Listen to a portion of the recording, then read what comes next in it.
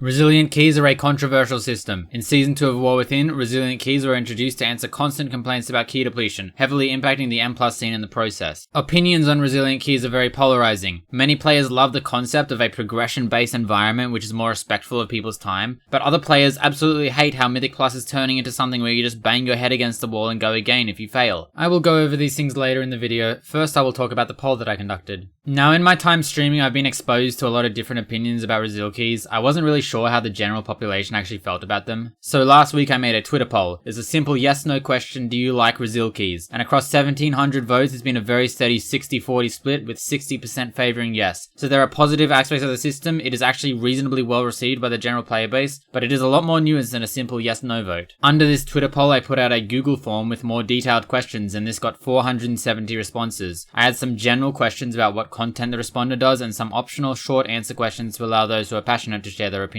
The first question of do you like resilient keys had roughly the same result as the Twitter poll, and the responders of this poll were reasonably evenly split between people doing 13s to 16s, 17s to 19s, and 20s to 22s. I felt like these were a good distinction between casual M+, mid-end M+, and title range M+ in the respondents. As expected, not many people who do 2 to 12 keys answer this poll because there are no resil keys at that range. So here is the first really interesting thing. Resilient keys are overwhelmingly popular at the 13 to 16 range. 80% of people doing entry-level push keys love resil, and rightfully so. Depletion is kinda pointless at that key level. These are the type of players that are busy and cannot play that much as is. The time spent in a key alone is enough of a cost. The key depleting on top of that just makes them not want to play. There are also more players pugging at this key level, and some of the people you find in pugs obviously do not know what's going on, so resil can be a bit of a safety net for that. And resilient milestones are also a nice reward and incentive to push at a key range where there is no motivation of title. Now moving on from this to the 17 to 19 range, which I would call the mid-range of pushers who are close to title but not quite. The results push away a little back to the 60-40 split in favor of resil. I think a lot of the points I made on the lower key range also apply to this key range. Depletion is definitely still a frustrating obstacle and most people here are pugging. But this is the key range where it can start to take a lot of tries to get a resil key down. Some toxicity probably starts to be observed, and of course this is where the LFG boosting trend begins. A lot of individual players will list their resilient 18 to 20 key with note or note tip in the description with the intention of only inviting people who are paying. This is a major complaint about resil at these key levels, and it can make it difficult and annoying to find a legitimate group to do a key. So now it is time for the massive contrast. At the high end of the community, we have the people at title range, people pushing for rank 1, and also most streamers and content creators.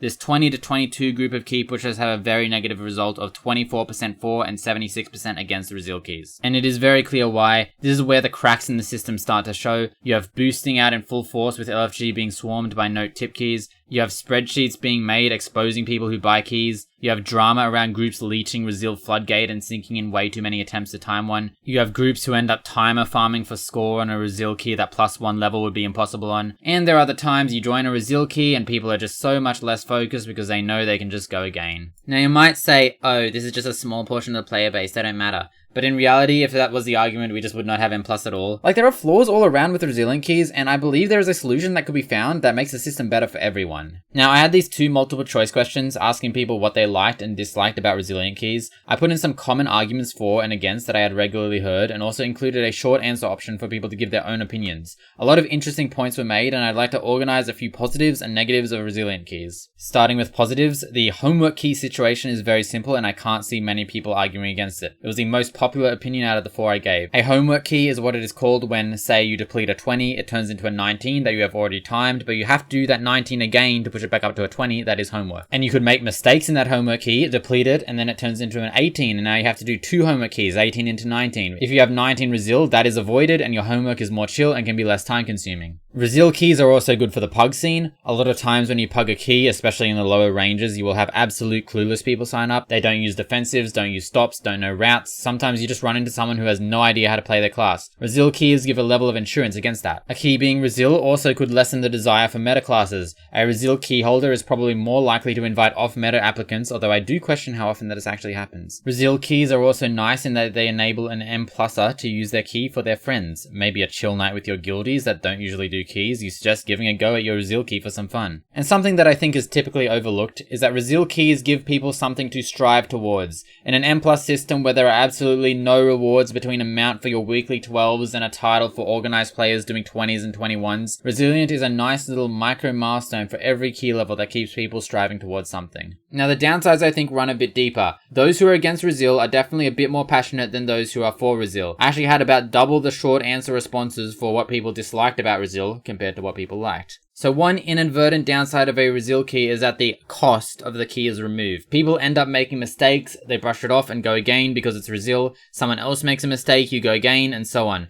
It's not like making mistakes is new, but the psychology behind it is a bit different. People definitely play better when there is something at stake. And then this has also been exaggerated a bit in Season 3 after they added the abandon system. One thing goes wrong in the key, instant/abandon. I've had so many keys this season that were just so easily timeable and my group just gave up. Another concern is that Resil keys can turn live gameplay into MDI gameplay. When a team is practicing for MDI, they have full access to any key they want at any level and can play it over and over and over again. In the high-end plus community, this is generally referred to as TR gameplay, short for Tournament Realm, where they play the MDI on. Something we are seeing these last 2 seasons on live is that teams are using resilient keys as practice keys. For example, running a 20 over and over again, trying a new route until they have it down, and then going 21 with it. On the extreme end of this, we see groups who have identified they cannot +1 any more keys, end up going into a resilient key and running it over and over again for points from timer. We saw this in Season 2 where the top group spent like 4 days straight on stream and 21 priority to get this faster time. There was a tweet from Shadowrek back then. His group had timed a 20 priority and then just went on to do the same 20 priority over and over again for a faster timer, as they didn't think they could time any other score keys. You might say, well, you don't have to do this, but M+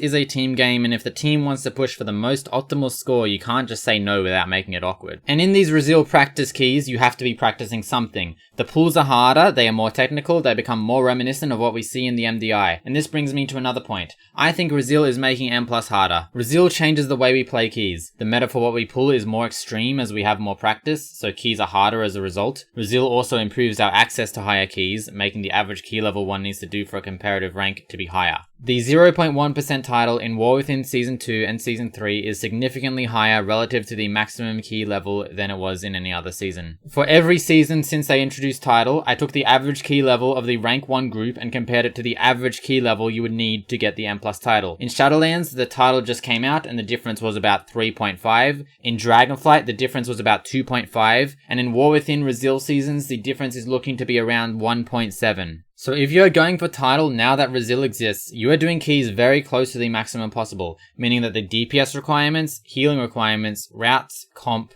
all matter a lot more than they used to. And of course this makes pugging a lot harder. Title is basically out of reach for people who main pugs now. It is a debate whether that actually matters, but regardless, anyone doing keys is now doing proportionally harder keys than they would have been at the same level in previous seasons. I also did some research into the per key difficulty gap. My theory was that Resil existing gave a lot of incentive to push the hardest key and shorten this gap, but after looking into it, I think the data is inconclusive and could just be a result of these seasons being more balanced. Priority still feels so hard for how many 21s have been done though. Now you could say that this increase in title is because of an increase in boosting. It's going to be incredibly hard to verify that. I don't know if anyone has the stats, but Resil has definitely seen a rise in boosting, both through paid sales and also the new note tip trend. This trend is more common in EU. There are a lot of people in the 19 to 20 key range that will list a Resil key, have the description say something inconspicuous like note, and then they will only invite people who put a note offering gold for an attempt at the Resil key. I don't have an EU account, so I haven't been able to witness it myself, but I have heard at some point it was so rampant it took up 90% of LFG for those levels. And in Midnight, there is a carry offered option when listing a group. Not sure what's up with that. This boosting issue was by far the most selected option for this category in my poll. It is very unpopular. Now these negative options are all about Resil keys being too much, but there is also a big downside that even for someone who likes resilient keys, they are not enough. A resilient key doesn't actually provide forward progression for anyone. It merely serves as a safety net, a training ground, or a charity run. Anyone who has a resilient key has already timed that key. They aren't actually moving up by doing it. And the current implementation of Resil greatly rewards people who have friends that are going to give them these Resil keys. It kind of feels like there are two sides of the player base on either end, and Resil currently doesn't solve the problems of either of them. Now, I had a long form response question in my poll asking how people would change Resil. It got 250 responses, and I would like to thank everyone for that. I've seen a few solutions very commonly suggested. I think the most common suggestion is Resil +1, which refers to a loosening of the Resil system, such that timing or 16s, for example, would give you resilient 17, allowing for a stronger progression curve. This is something suggested very often, even Gingy at some point brought it up, but I think it is a lot more layered than people realize. I brought up the concept of TR keys earlier, and a system like this would very quickly accelerate groups to a point of no progression. The biggest barrier to increasing score at the moment is the acquisition of keys. Without this, the main resource behind increasing score is time rather than skill, and a system like this would reward those who invest superfluous amount of times, and following the meta would probably just become even more mandatory than it currently is. On my point of resil making keys harder, this will make keys much harder. Everyone would end up just getting to their skill caps so much faster and a season would die off faster. If something like this was being implemented, it would have to come with some kind of week per week variance like affixes coming back, but I don't think affixes should come back, at least in any state like they were. Actually, now that I think about it, maybe the season would feel less dead if we still had Fort and Tyran. That's a question for another time though. Also, a resil +1 system would have a severe impact on the very top end. Every key would become an MDI key. You see them pushing 23s on MDI this season. That is what groups would have to do on live, but the success rate of these keys is so low. If anyone remembers, I did do TGP time trials in season 1. It was pretty rough. I was already a bit checked out for the season. We did 3 straight days just trying to do 20 mists. We would lose keys to RNG on the first boss burn. We got into some arguments about kicks. It was just a really lame situation all around. Something like this is how you would play if you had resil +1. I think resil +1 is a system that could work on lower keys though. Now there are a lot of solutions in the other direction to make resil keys more restrictive and fix some of the other issues that resil keys have. One suggestion is to give resil keys charges, such that, say, depleting a resil key a third time would actually deplete it. I think a system like this would be good to kneecap the boosting and key grinding scenes while still having the benefits for the homework key situation. It isn't very common to deplete the same key 3 times if your group has already timed it. It would be a bit of a middle ground for pugs though. You would still be losing something. There is also the suggestion to give resil keys a cooldown. Say if you deplete a resil key, it goes on cooldown for an hour and you have to go a different key. I think this is a cool concept that keeps the puggability of keys intact, but there is a massive flaw in that there will be situations where the optimal play in a key session is to just stop doing keys and come back in an hour. I don't think this will work well. There is a suggestion which benefits the low end and high end, which is to simply cap resil keys to 18. It is a pretty simple solution. I just don't know if it's the best because I think resil is made to solve a problem and that problem would still exist. And the final common suggestion is that resil keys should not give score or they should give reduced score. I think this is kind of weird. If it were to be implemented, it would be really confusing and annoying. Like imagine you plug into a key you haven't timed yet, you end up timing the key on the first try, you look at how much score you got +0 for this score key you got because the key owner was secretly resilient. Now I don't want to sit on the fence too much, so I will provide what I think would be the best solution. The needs and wants of the 13 to 16 category and the 20 to 22 category in my poll were so wildly different that I don't think any one solution will benefit everyone. So I think a distinction should be made at the 18 mark.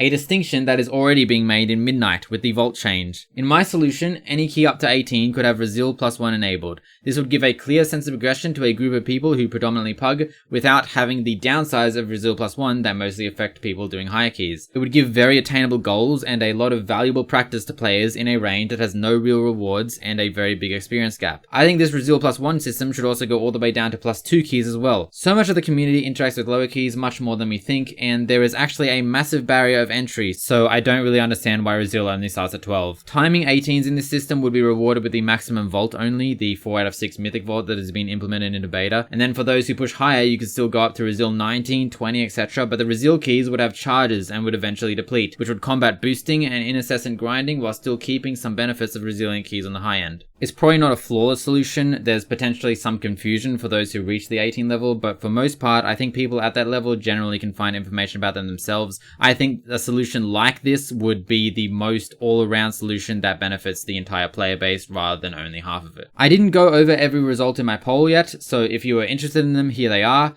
A very even split of people pug versus play in a group. If you look into the key ranges, people in the 13 to 16 range pug more and the 20 to 22 range are in a group more, as expected. The debate on removing depletion is not completely correlated to resil. 19% of yes respondents think depletion has a place in the game and 35% of no respondents would rather have no depletion. This question was kind of bad though, had to pick between two extremes, wasn't really that conclusive data. NA players vote yes more often than EU players, potentially because the boosting scene in EU is much more prominent. And I threw in a Priori vs Grimbatol question as a bonus. I wasn't really going anywhere with this, but it came out as 57% saying Grimbatol is harder, and it was skewed towards yes voters, or people who do lower keys this season, saying Grimbatol was harder. My personal answer to the question is that Grimbatol was a harder timer with conclusive evidence, and was way harder on the tank. But the actual pull-to-pull difficulty in Priori to live, I think, is more stressful to the DPS and healer than Grimbatol was. All in all, I am happy with how the poll went. I am not a statistics expert, and I think some of my questions might have been phrased incorrectly or didn't produce super relevant data. I guess you could also say that the typical consumer of Zorth's content may have a biased opinion towards what higher end players would think, but if you look at the trends, they are very obvious. The main thing I wanted was the yes-no by key level, which I think came out well, and I think my sample size was pretty good, and I also became pretty good at making graphs in Google Sheets. Thank you everyone for participating in the poll. Yo, one more thing while we're on the topic of keys. I think the panda that lowers keys is very outdated. This was introduced in Shadowlands as an NPC that you talk to with a dialogue to reduce your key. It was a massive qual update at the time, but it's been almost 5 years now and we still don't have a proper interface. I think it should at least tell me what my key is so I don't have to check my bag to make sure I'm not lowering it too much.